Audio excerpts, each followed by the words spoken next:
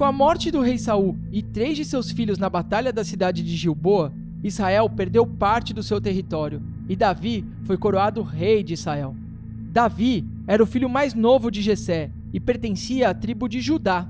Ele foi criado como pastor de ovelhas e desde pequeno defendia o seu rebanho contra ursos e leões, e isso fez com que ele se tornasse um grande guerreiro.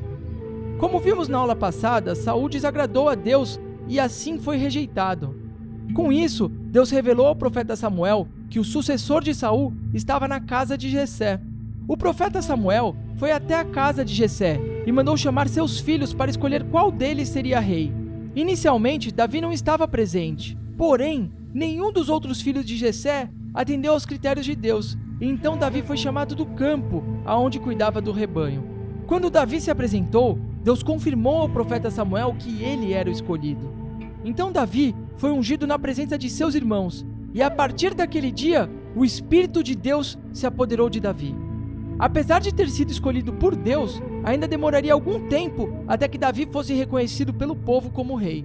Ele foi ungido ainda quando criança, mas coroado somente aos 30 anos de idade. Quando Davi tinha cerca de 20 anos, os filisteus guerreavam contra o povo de Israel, e os 3 irmãos mais velhos de Davi estavam no exército de Saul.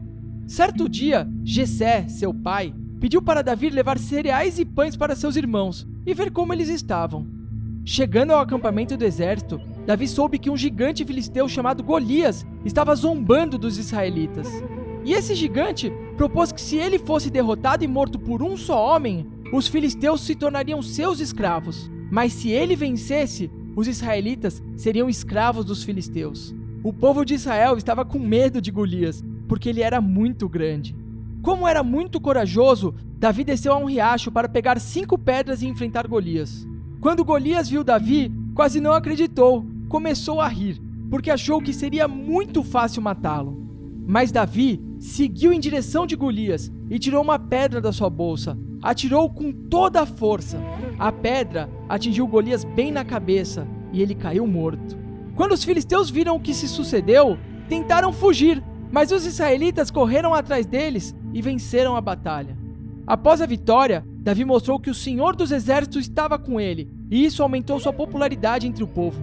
Davi se tornou o primeiro rei a governar Israel como um império unificado, estabeleceu um poderoso exército e conquistou vitórias lendárias contra diversos povos inimigos de Israel. Davi centralizou a adoração a Deus em Jerusalém, colocando a Arca da Aliança na capital do império, e foi responsável por várias construções importantes, como o palácio no Monte Sião e as estradas e rotas comerciais. Suas ações trouxeram grande prosperidade ao povo de Israel. Foi nesse período de grande prosperidade que Davi experimentou o seu maior tombo, quando conspirou com a morte do seu soldado Urias para ficar com a sua esposa, Betseba. Davi teve um filho com Betseba e foi duramente repreendido pelo profeta Natã, que expôs o seu pecado para todo o povo. Como consequência do seu adultério, Deus não permitiu que seu primeiro filho vivesse. Mesmo com um momento de falha e pecado, Davi se arrependeu e se reconciliou com Deus. E como fruto da bênção de perdão de Davi, Betseba teve outro filho, que foi herdeiro do trono de Israel, o rei Salomão. Na próxima aula, vamos ver as principais lições que podemos tirar da história do rei Davi. Um grande abraço.